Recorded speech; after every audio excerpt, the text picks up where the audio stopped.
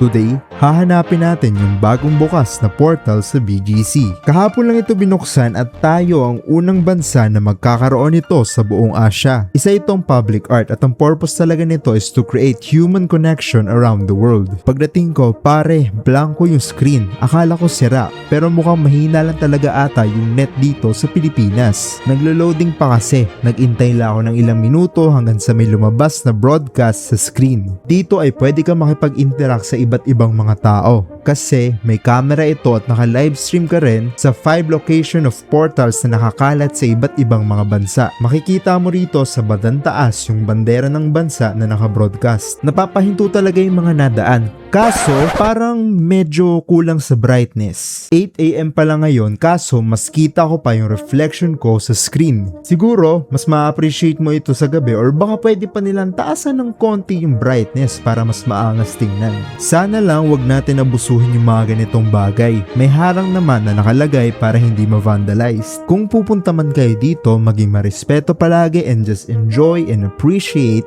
the experience.